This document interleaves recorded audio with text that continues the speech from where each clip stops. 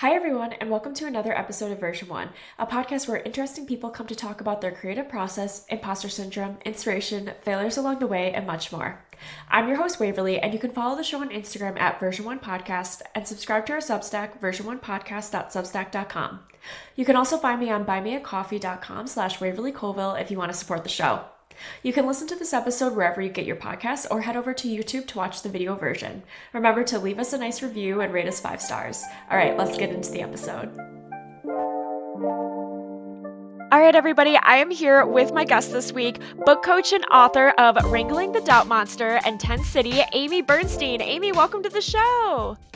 Thank you, Waverly. I'm really glad to be here with you. I am so glad to be here with you as well. I think your work has talks about so many important things, and that's super relevant to the show and the audience. So I'm so excited to dig into all of that with you. Just to start out, could we just have you introduce yourself to the audience, please? Absolutely. I am a lifelong self-doubting creative person who has really finally learned how to just really go all in and embrace all those great creative risks. And I've written 7 books, and I teach writing workshops all over the country and speak about creativity and just write my Substack every week to help creatives feel seen and heard.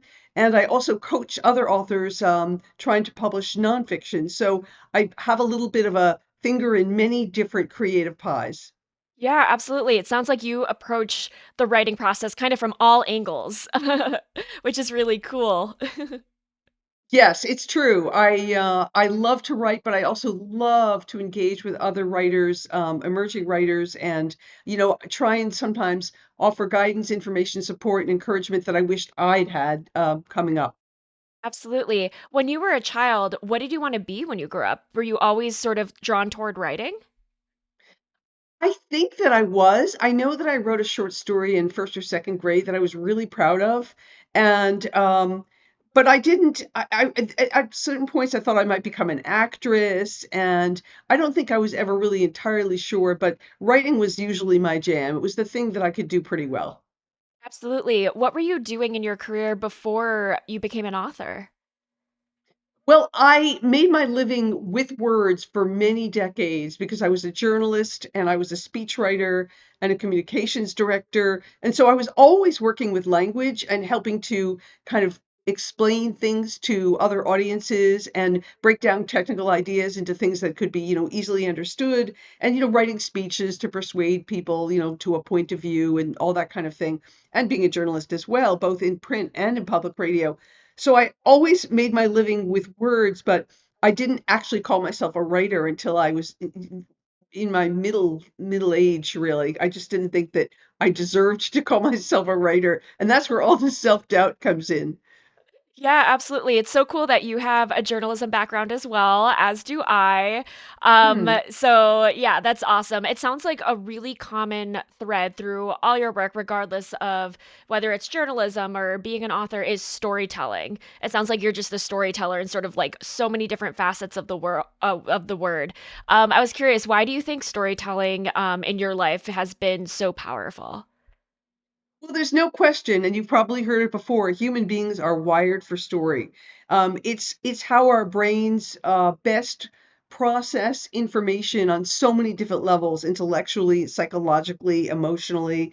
And I'm always looking for the best way to tell any particular story, whether I'm trying to explain something really technical about transportation, as in one of my old jobs was I had to do that all the time, whether I'm reporting a story as a journalist and trying to make sure that I'm balanced and fair in how I'm presenting some breaking news, or whether, as I like to say, with my own books, I like to write stories that let readers feel while making them think.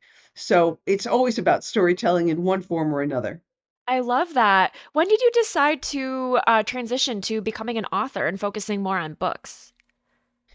For me, it was a very intentional, but also somewhat gradual transition. When I reached a point where I was really unhappy with work, I was making a lot of money, which of course is ironic, and but I just felt everybody else owned a piece of me, right? And I feel like I didn't own myself and I wasn't being creative. And I really, really, really wanted to be so much more creative. So I started writing plays and then I did that for several years. And then I decided I really, really, my lifelong ambition was to write a novel. And I wrote my first novel mostly on the commuter train, going back and forth to work. And once I did it, I said, okay, I know I can do it. I knew I could do it. Now I've done it. And so someday I'll do it again. So eventually I started pulling away from work, from traditional work more and more and just trying to write more and more. And I do have spousal support, which I admit to, because it's not magical. You can't just stop working and start writing and expect everything to take care of itself, right? You have to somehow figure out how the financing side of that works, just to be realistic. But I decided that I absolutely had to lean in to doing that creative work. And I'm just so glad that I did. Looking back over these last 10 years or so, I could not have imagined everything that would happen and all the opportunities I would have and the amazing writers and creative people that I would get to meet. Love that. What was the inspiration for your first book? What is it about? My first book, written in around 2008, was it's a YA novel actually. It's about a girl in middle school who is somewhat responsible for something really, really awful that happens. And the whole book is about how do you come back from that at the age of 14 or 15? How do you live with yourself? How do you reinvent yourself? How do you find peace with something terrible that you feel responsible for? And so it's called Fran the Second Time Around. So it's really about this girl's journey to learn how to live again and to live with what has happened. So it's kind of deep, but it's still a YA novel. And I don't know Gotcha. where the idea came from. I can't remember. It sounds like it was just like a calling, like you were working full time, but you needed this creative outlet. Yes, Yeah. exactly. You mentioned at the beginning of the episode you struggled with calling yourself a writer. Was after your first book is when you started to call yourself a writer, or when did you start using that label? No, I can't say exactly. I think it took several years after. I did that very much completely on my own, alone. I didn't have a writing community. I didn't take classes. I wasn't plugged into anything. And I think it wasn't until further down the line when I started writing more books and when I sort of started getting other books really published because the that YA novel I chose to self-publish it when self-publishing was in its absolute infancy. I didn't have time to figure out other things about publishing. I didn't know anything about it. I know a lot about it now. And but by the time I was getting what we call traditionally published, I finally had to say to myself, okay, I guess you're a writer. You can call yourself that now. So it took me a really long time. I needed the proof, which is ridiculous because I'd made my livelihood writing. It's just that it was for other people, right? It wasn't mine, so I didn't feel like I owned it. Yeah, why did you struggle with adopting that label so much? Well, that's where all this self-doubt comes in, right? So I think that many creative people, and I count myself among them, we just struggle a great deal with this notion of what does it mean to claim an identity as an artist or as a creative person, and do I deserve that label, or is that for other people who are like so incredibly super talented and I can't be in the same room with them, and so it's this feeling of not being worthy of feeling like a creative person because you value creativity so highly. So I've always carried these doubts with me my whole life, and I've made so many decisions where I didn't, go for something because I just felt like, oh, I probably can't, or I won't, or, it's not right for me, and I regret a lot of those choices. And I finally got to this point a couple of years ago where I just had to get these feelings about self-doubt out on paper. And so that's when I wrote Wrangling the Doubt Monster, Fighting Fears, Finding Inspiration, because I really wanted to start having real world conversations with real people around self-doubt, creative impulses, and how we hold ourselves back and how we can and should keep going and that we deserve to do that. Yeah, absolutely. Why do you think people in creative fields experience self doubt? I mean, I think self doubt could probably be seen across the board, in many different types of people. But why do you Right, think creative people are, I guess, maybe, I don't know if more susceptible to it is the right wording, right. but yeah, why do you think creative people feel this way? I think there are a couple very specific reasons.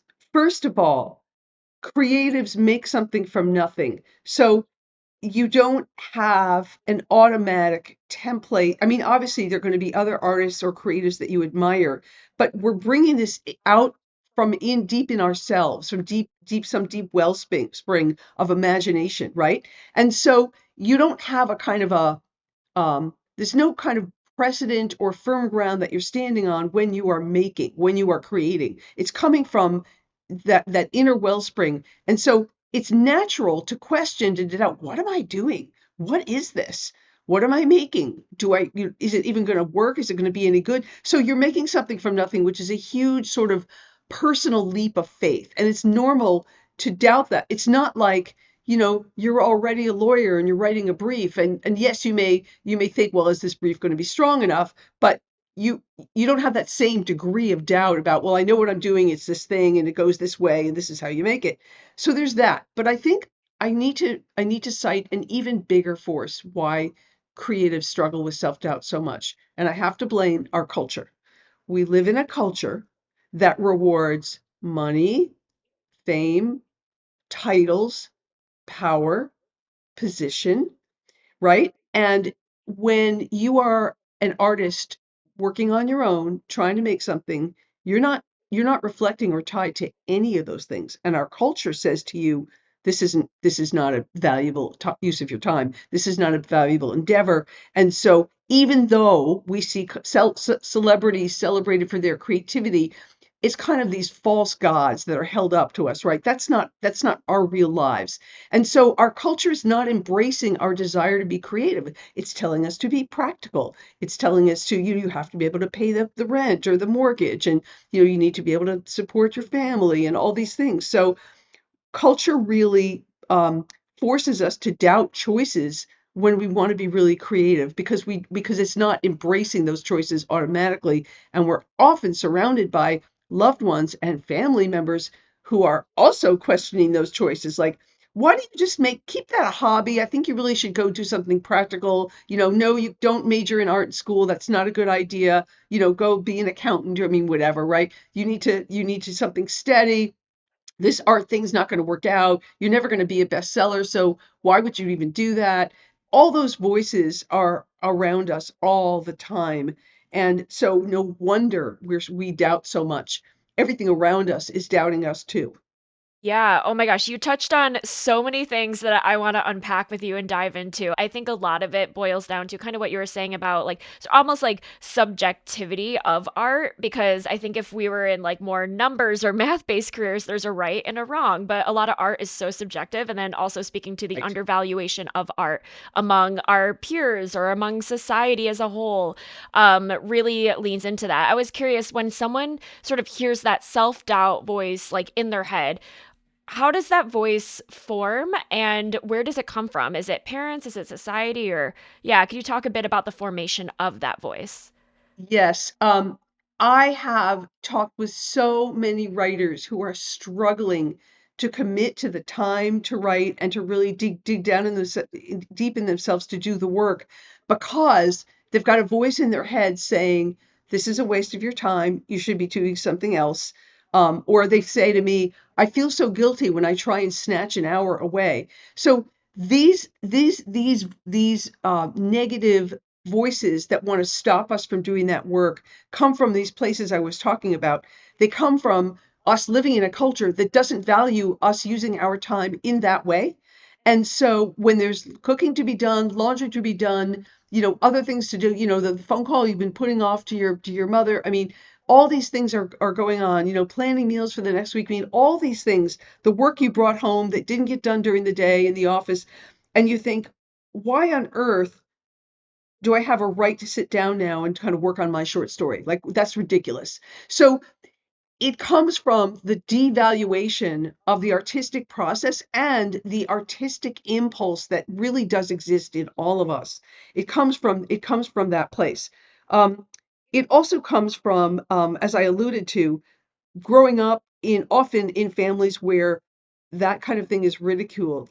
Like, oh, she's so artsy fartsy. Like, it's not said in a good way. It's said like you're like an airhead, you're a daydreamer, it's not a compliment.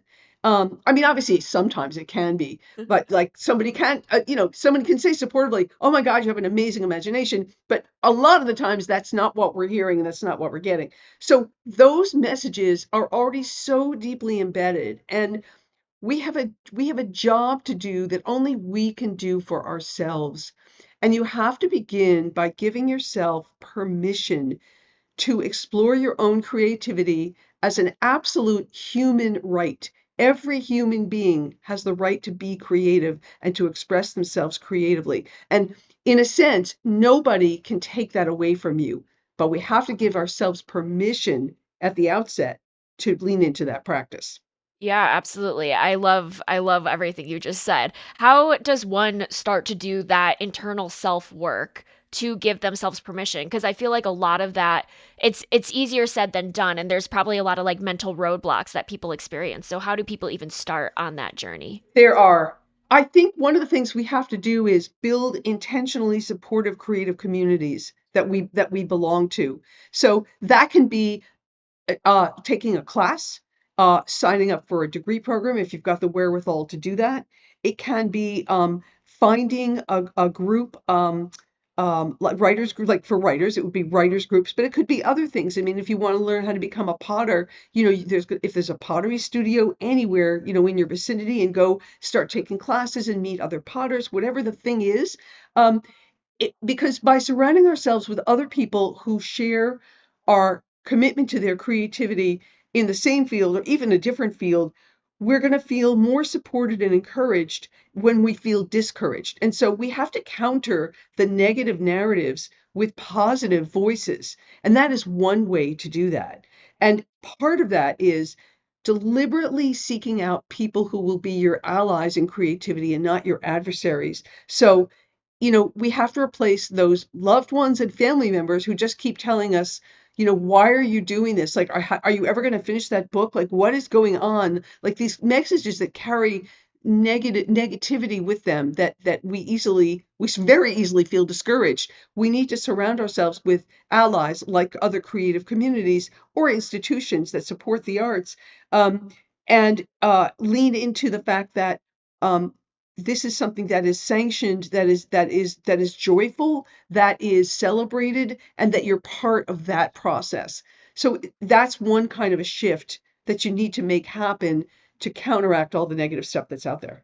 Yeah, absolutely. I want to dive more into allies and adversaries because this is something that I have a lot of personal experience with because kind of how you were describing is, I grew up in a family that like did support my creativity, but to a certain extent, and it was like, no, like you want to like go major in something at university that's like practical, things like that.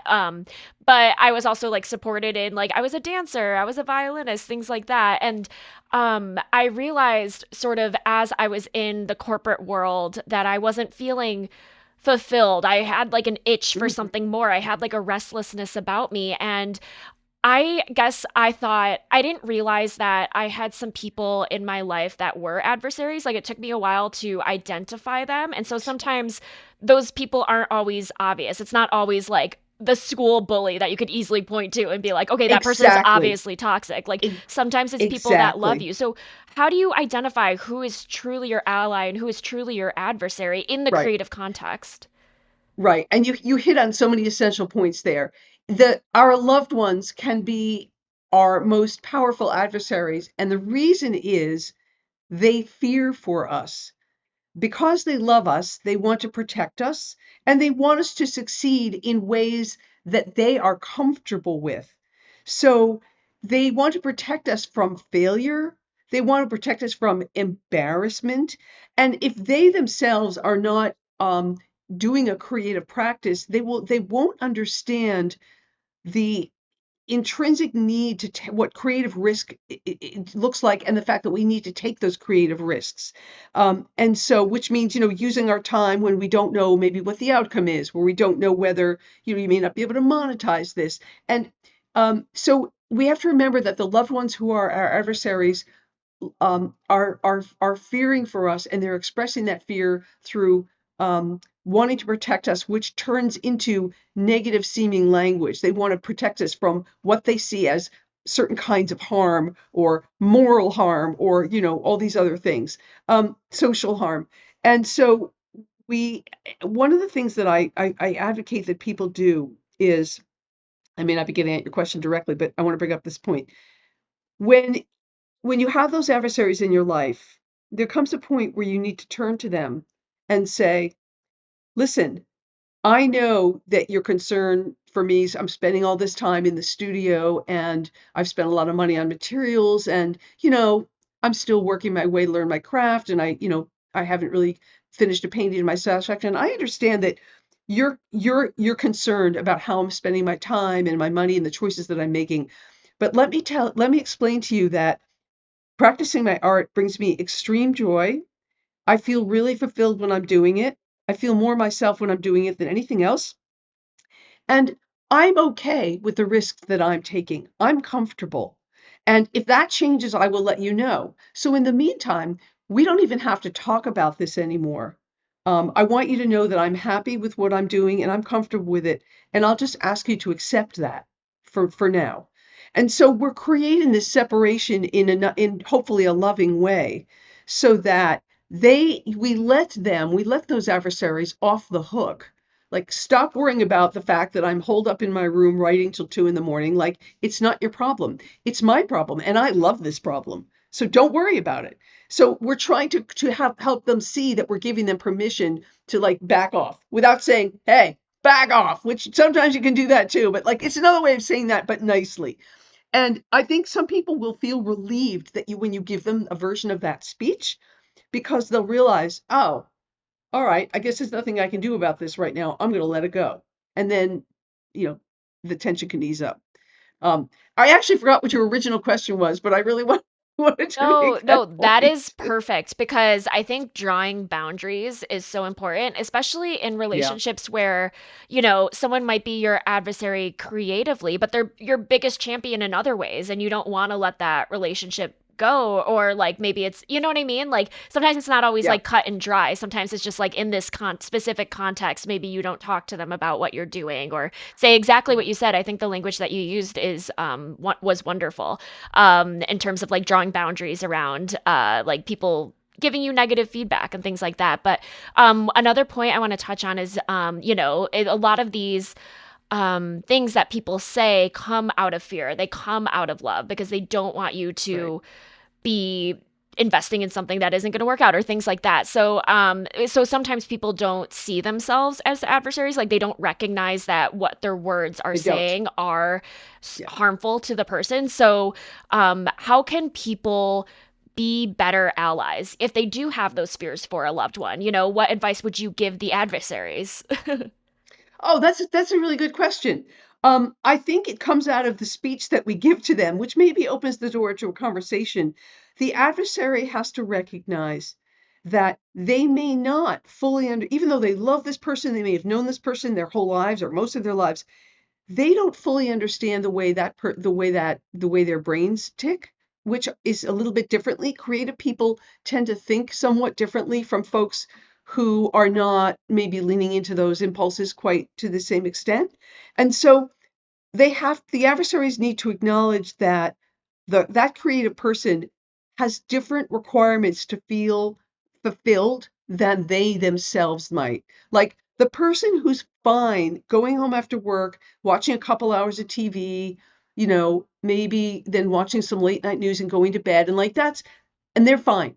And then there's that other person who's, no, I really want to go work on this drawing. I want to work on this story. I'm working on this amazing, like, massive quilt. I want to work on that. I want to go to my loom. Like, they have a different set of needs. And so the adversary needs to simply respect the differences and not judge them and not fear them. Simply respect them and accept that that creative person is doing what they need to do for themselves, whether you understand it or share it. So it's a kind of a radical empathy, I think, that's called for. Yeah, yeah, absolutely. I want to talk about the intersectionality of self-doubt. Do you think self-doubt appears in certain demographics or types of people more often than others? People who identify as women, yes. There was an amazing study that came out from Harvard just a couple years ago about um, the majority of women will not apply for a job if they don't think they meet every single one of the criteria listed in the job posting, whereas most of the men will go ahead and apply for it anyway. So there's no question that I have found in countless conversations that women who are still perhaps more willing to show their vulnerability than men in general, um, and who are still very dialed into, I think, empathy with others. Again, there are many men who are very empathetic, but women really lean into this, and I think that we are aware of those feelings of self-doubt, um, more than men. I think with men, I think they experience it, but they don't always even recognize it, whereas women sometimes are more in touch with their inner lives a bit. And I know I am generalizing, and this isn't true for all people identifying as women, and it's not true for all people identifying as men, but there are general truths here.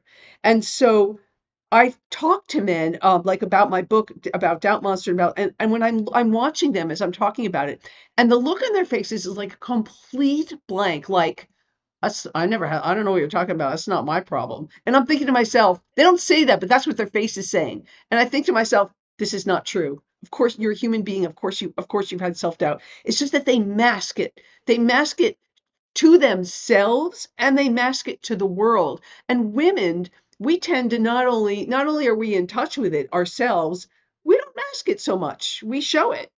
And we have that willingness to be a bit more vulnerable to the world than many men are. So yes, there absolutely are differences, and I don't think it's about age either. I think it's more gender driven than it is even age driven. But I will add one more thing, which is that as you get older, as I am, you do become able to basically um, feel more self-confident and more comfortable putting yourself out there. And again, I'm generalizing, but it's often true as you get older. And so you can balance the self-doubt, I think, increasingly well as you get older. Yeah, absolutely. I think age really helps. This is something, I mean, I have dealt with all throughout my 20s. I'm about to turn 30. And I know I still have like a long journey to go, but even looking back, like 26, 27 years old, like, and comparing to where I am now, like, I turn 30 literally next week. Like, I feel so much more confident in myself. And I think it's just life experience and there, like, helps with that. And there's no way to fast forward that. It's just something that comes with time. So I totally, yeah, Absolutely true. You're right. Yes. absolutely. Um, if you mentioned, like women not applying for jobs if they don't meet every single requirement, because that self-doubt creeps in and they're like, oh, this one bullet point I don't meet. So like, I'm just not going to apply. So I'm curious, if you could put words to, if someone lets their self-doubt voice win, what are they missing out on? When we let self-doubt win, we're throwing up roadblocks to opportunities. And it's such a shame to do that but when we let self-doubt win, we start telling ourselves no instead of yes.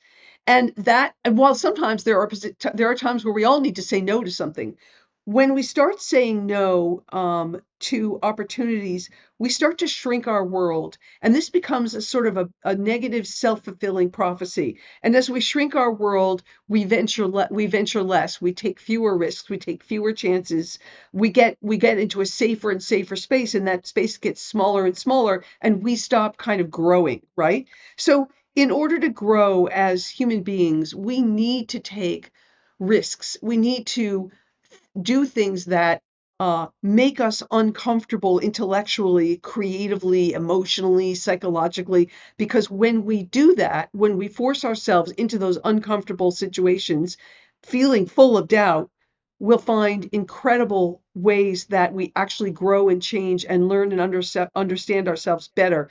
I absolutely have done this myself so much to the point where I now embrace these opportunities for failure, the big risks, the big swings, because I know something else really interesting will come up from it that just makes me better. And that makes me wiser. So we do need to um, allow ourselves to fail, allow ourselves to take the chance to fail, because failure is not a terrible thing. Life's full of failure. It's part of living. It's not a terrible thing. It's always a way to learn something about yourself and figure out how to do something better or do something different. It's just an incredible sort of teaching opportunity.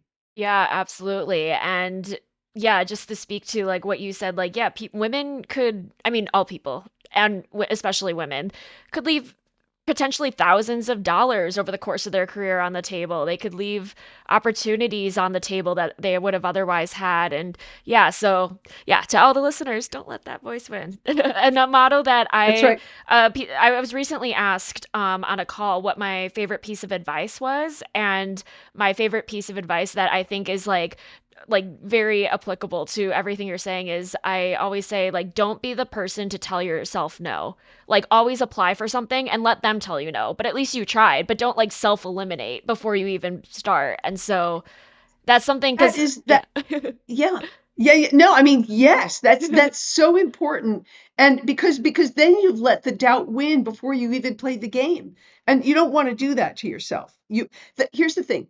We don't eliminate feelings of doubt, but we walk with them. We can acknowledge, oh gosh, I have reservations about this. Oh gosh, I am doubting my ability, my capacity, I have doubts. That's okay. It doesn't mean that you stop in your tracks. You should keep going, because you're going to come out the other side, like with something really amazing. Yeah, I love the reframing of like instead of trying to like defeat it or make it go away, instead you just keep it with you and you walk with it because I think when we think about like overcoming self-doubt or overcoming anything, it's like, oh, that thing doesn't exist anymore. We've totally deleted it. And so if you don't, if it's still there, you feel like a failure even more because you're like, wait, I'm still experiencing that. But I love your reframe of like, no, it's okay that it's there. It's totally natural. Let's learn to work with it. That's like such an Exactly. important like reframe. How did you develop that concept? Because that's so amazing. A combination of literally a combination of living and a combination of writing this book, Wrangling the Doubt Monster, forced me to think about these things really closely. And I had to push myself to new insights about these processes. So the book is really inspiration and encouragement. It's not how to, it's not a guide. Um, it's very much when you're feeling doubtful, you open this book and you'll feel instantly seen on any page and you'll feel encouraged to keep going. And so that's what I was excavating from my own life and my own psyche to share with others. And I mean, that was a risk, right? What is this? What is this book? What is this weird little book I'm writing? What is this? What? Don't do this. This is dumb. But no, I mean, and I actually didn't think that. I really wanted to do it. So I'm so glad I did it because I get to have conversations like these all over the world, which I'm normalizing these conversations around self-doubt, and I think it really matters for creative communities. Yeah, yeah, absolutely. Do you think there's, I guess, how does one differentiate feelings or like thoughts in their head of like, valid self-criticism of like going through your work and like editing or like, like things that are like need to be done, you know what I mean? And then like that voice of self-doubt of like, oh, this is trash. You know what I mean? Because sometimes those voices can sound really similar. I think that's a really interesting question. And doubt can be can doubt can have a protective quality for us, the doubters, as well as a sort of a detrimental quality, which we've been talking about. It can be protective and helpful in that it makes you take a little pause and say, can I do this better? Should I do this differently to really get the result I want? In other words, maybe this isn't quite exactly the right way, the right path, the right thing. Let me just have a little bit of a rethink here. That's that's valuable, fruitful consideration. You're not stopping, you're thinking it through before carrying on. And so um when we're editing ourselves, or when we're reading our stuff and we're going, oh, I don't know if this is working or whatever, it's not an opportunity to say, oh, this is crap, I'm going to quit now. It's an opportunity to say, what can I do to make this better so that I'm even more comfortable with it, and my doubt meter sort of dials down a little bit. So there's an opportunity to self-calibrate, and I think we do have to be mindful of what that looks like and what that feels like in these creative processes. I mean, you always see these things about painters who, like, they do the painting and then they step back and then they take the brush and they cover the brush in white or black, and they cover the entire painting, like, no, no, this is wrong. And you could say, oh, well, they're just full of self-doubt and they didn't believe in their work and now they're destroying it. Maybe. But what if that was simply the beginning of the process, and now they're going to step into even a more meaningful, deeper painting that's going to be even better. So it's not always a destructive force. It can also be an aid to deepening your own creative practice. Yeah, I love the reframe of like self-doubt can be helpful and can be a positive thing in some contexts. That's awesome. I love that. I want Yeah. to talk about your personal experience with I mean, writing 7 books is no easy feat, so that's absolutely incredible. I was curious what your creative process looks like and how self-doubt kind of creeps in for you during different stages of the creative process. Yeah, I mean, it absolutely it does creep in, but I've also gotten better and better at managing it I'm able to sit there and go, I know what I'm feeling right now. I always feel this way at this stage. It's okay. I can feel this. It's okay. Let's keep going. So in other words, you don't have to have a freak out moment. When I make lots and lots and lots of presentations to writers groups and things of this nature, and I teach master classes and big workshops, and to room full of people I've never met before, right? So they're going to bring an expectation to the room, and I have to meet that expectation. And so every moment before I teach, even if it's something that I've taught several times before, there's always a moment when I'm like, um, wow, this could go badly. Or am I really giving them the content they need and expect, or am I going to live up to the expectations of the people who signed up for this thing that I'm about to deliver? There's always that moment. But because there's always that moment, I expect that moment. And it doesn't last too long. I'm able to say to myself, this is important. I'm able to say, okay, you're feeling that in this moment. Look at the 15, 20 times you've already done this, and it turned out well every time. You got great reviews for the class. It went really well. The engagement was terrific. We all felt good. So there's no reason why this would be different than that. So you have to balance these messages in your own head. Let that moment of doubt be there. Notice it, but then remember, okay, but this could also go really well, just as it did the last time and the time before and the time before that. So you do need to, again, it's calibration, right? You don't let the negative moment take over. It's just part of a process. Yeah, absolutely. Do you think self-doubt, how has that sort of like voice or the thoughts that you experienced during those times of self-doubt changed or evolved through different stages of your career? Because I imagine it's probably different for someone in the beginning of their career just starting out versus someone who's speaking to hundreds of people and is more at the top of their career. So how does it change or evolve depending on what stage you're in? I think a couple things happen. You, and I'll give you an example, like the before and after. Um, Once you remember, we were talking about, like, not letting doubt stop you and say the last word, so we take those risks and we do the thing, right? Because when you do the thing and you get a good result, doesn't matter what the thing is, and you get a good result, when you next encounter a moment of deep doubt, you can look back on that good result and say, yeah, but I did X and I did it well and it was well received and people liked it and maybe I got an award and all these things. You've got the counter evidence right there in your lived experience to reassure you that, you know what, you're pretty darn competent. You're pretty good at this. You can go off and do this again. Now, when you're early on in a career, any career or whatever it is, you may not have that track record yet. So it's really not uncommon to feel almost overwhelmed with the doubt side. I remember I was going to, I guess I was in my 20s, maybe even my 30s, and I was going to do some uh, teaching, and I was being trained to do the teaching of this thing. And I didn't have a lot of experience. I had some, but not a lot. And I really wanted to do it. But I was in a moment where I was terrified of speaking to a group in public. I was going through this period of, I think I had such low self-esteem that I was hyperventilating like to an extreme degree before I had to practice this talk to other people. And I was not able to draw on things I had done well. I was only able to dwell in feeling that I was going to underperform. And that was a terrible, terrible imbalance. And I think from moments like that, I didn't even realize I was doing it consciously, but I learned to, acquire a series of things that I succeeded in that help to reset that balance so that I can look back and say, nope, you did that well, you did that well, you were good, this was good, you did all these things, you didn't make it up, it all happened, so you're going to be fine. So I think it can be difficult in the beginning, and you have to remind yourself this is a growth opportunity that I will come out the other side better, wiser, stronger, and I'll just be able to capitalize on that going forward. And you got to let that power you through.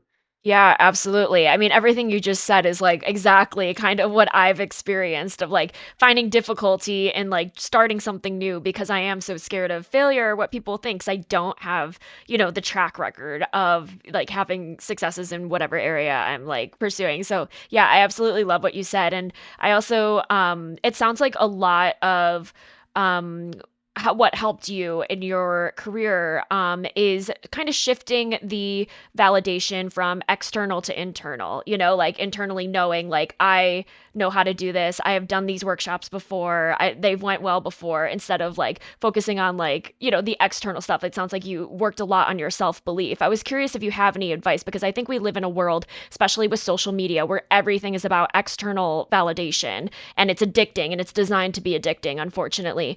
So I'm curious what your advice is in terms of how do people learn to grow that self confidence within themselves and not look towards external validation, but shift everything toward internal? It's just such a great insight, Waverly. And you're right, because it does come from inside us. We can't depend you can get all the external validation in the world. If you still feel shitty on the inside, it doesn't really matter. So yes, it is internal. And I think, and yes, we are drowning in really bad examples of how we're supposed to look, be, act, do, feel because of social media. it- it's not real. It feels real, but it's not real. And so a lot of this is mindset cues that you have to practice over and over and over until they become natural. And one of the things that I talk with folks about is the problem of comparisonitis, where, let's take the most extreme example like Taylor Swift, and you go, well, I'm never going to be Taylor Swift. So, well, I mean, what, what's the point? Like, that's never going to happen for me. I shouldn't even pick up a guitar. So like that's so ridiculously not even a real world observation. Like there's nothing real about that observation. But here's the key to that. We forget that we are each of us, and I know this sounds like a bad poster, but it's true. We are unique people. Nobody is me. Nobody thinks the way I think. Nobody can do exactly what I do the way I do it. And that's my gift. And Waverly, you could say those exact same words for yourself, right? Nobody's going to do the thing the way Waverly does it. Nobody. That's the gift, and that's the power that we forget because we look out there and we think we're supposed to be that thing. It's that externalization, right? We're almost like giving ourselves away, right?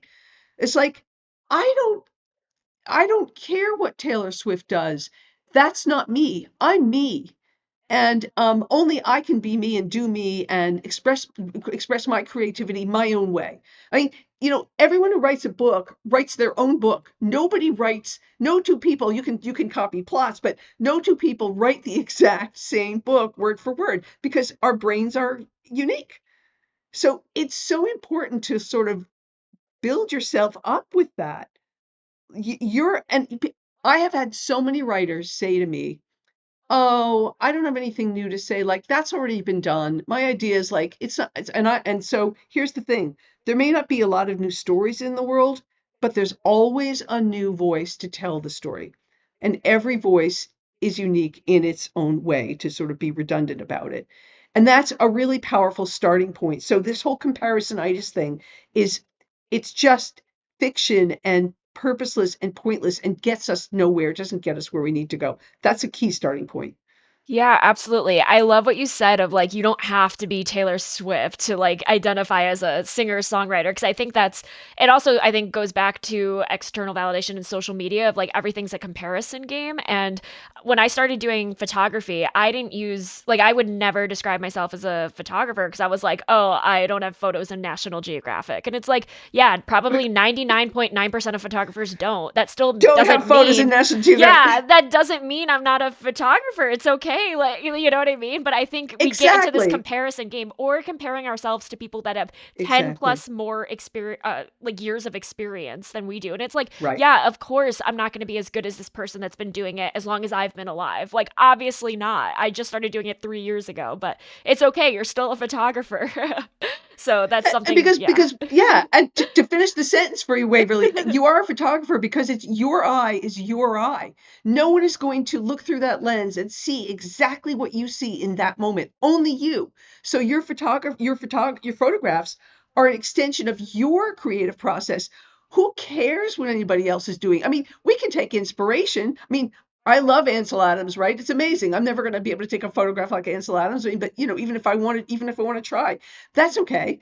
Your eye is your eye, and your unique way of expressing yourself through your chosen medium is your way. And so that's the joy. That's what we need to celebrate in ourselves. That because we can't expect everyone else to be celebrating us, right? Again, in this culture where only these certain kind of celebrity templates are kind of celebrated for their cultural success, we need to do that for ourselves and in our chosen communities.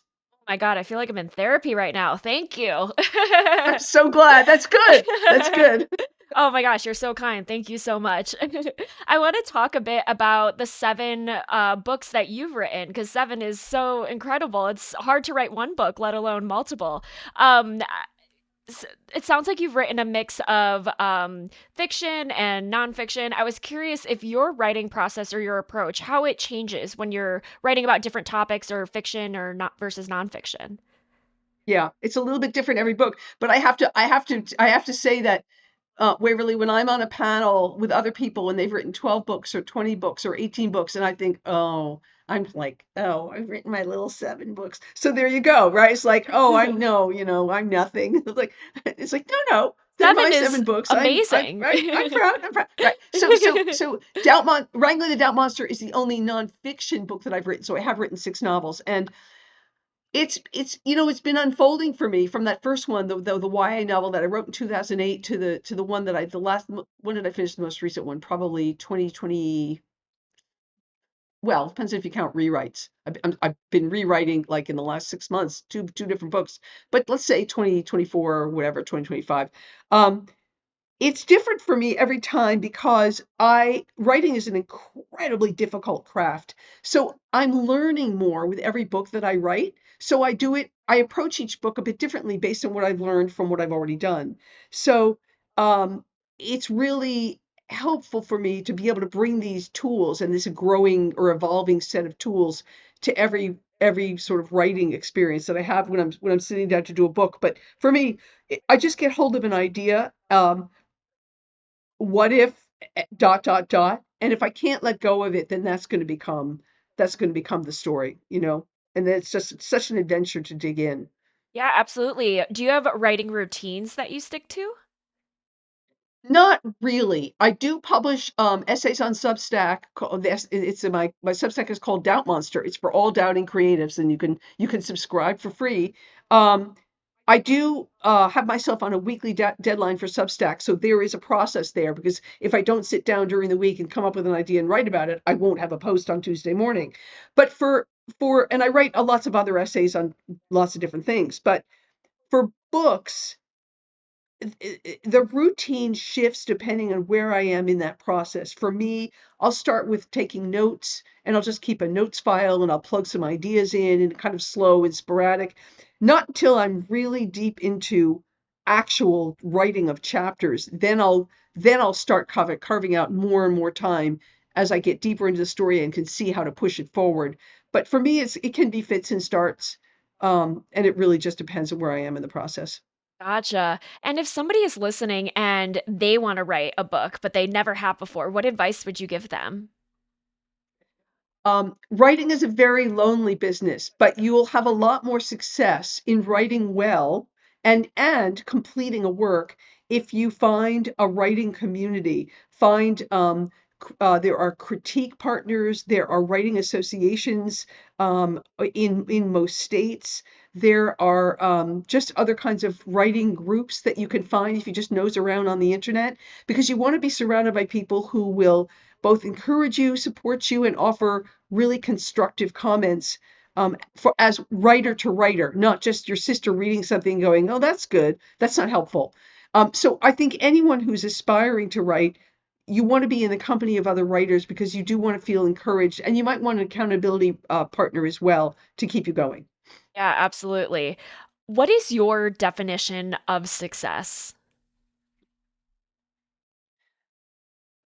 My definition of success is feeling within yourself that you are not even in the past tense, but in the current tense, that you're developing your own capabilities, talents, and capacities to the best of your ability, that you're really taking yourself seriously in that way. That's my definition of success. I love that. That's so beautifully said. All right, Amy, are you ready to move into the lightning round? Let's try. I can't promise that I've got great answers, but let's try. No pressure at all. All right, what is something new that you've tried lately? What I've tried lately that's new is replacing half the furniture in my apartment. Oh my God, I love redecorating. That's so fun. Yeah, and it was just, I went down all the rabbit holes. I even emailed some company in China and I said, "What is your table made of?" Like, and she actually got, because I can't tell, is that wood? Is that like molded plastic, or like what is this thing? So yes, that was a big new thing. It took like a long time to find the right things that were affordable and all the things, but I'm looking around at it. It's like, oh, okay, this is good. I love that. I bought a new couch like about a year and a half ago, and it was like the most exciting purchase of my life. So I get Yeah, it that. is exciting. It kind of Yeah, is, interior Yeah. decorating is so much fun. Even like I am not an interior decorator like anywhere close to like professionally, but it's just fun to like have a vibe in your mind and be able to like kind of jigsaw piece together some a Right, room. Yeah. right. Now, do you see what you just did there? You said, "Oh, I'm not a professional interior decorator," as if only if you were a professional could you dare even like put the words in a sentence and practice the art of decorating your own interior. But you have the right to use your own creativity to decorate it your way, and you don't have to be a professional. You're See? so right. I said that without even thinking. So like it just goes to show Mhm. how like self-doubt is kind of sewn into our lives and you don't even like really That's right. notice it because it's so natural That's unfortunately.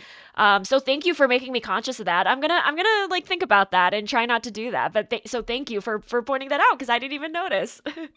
Do you have a lesson or a message that you want to share with listeners?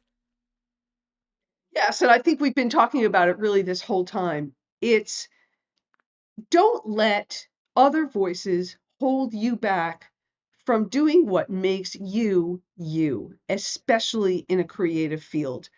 You've got to not listen to them, you've got to listen to yourself. I love that. I love that. What is one thing you wish you knew when you were first starting out?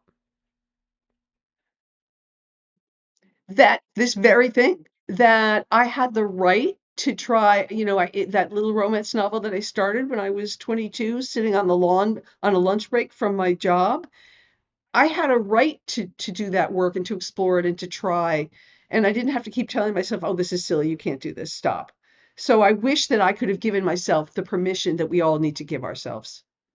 Absolutely. Amy, this has been so wonderful. I feel so inspired. I feel like I just had a therapy session. So like, wow, thank you.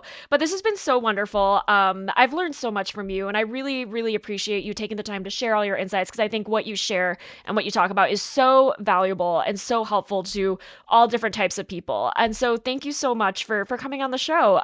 Where can people find you, read all your novels, check out your work with you, all of the things? They can, I love folks to join my mailing list and, check out my Substack and just go to my website, amywrites.live, amywrites.live. That'll get you started. Wonderful. And I will link that in the show notes so everyone can just easily click. But yeah, thank you so much, Amy. This has been, I feel like my cup is so full right now. So thank you so much for Thank you, joining. Waverly. I loved it. Thank you.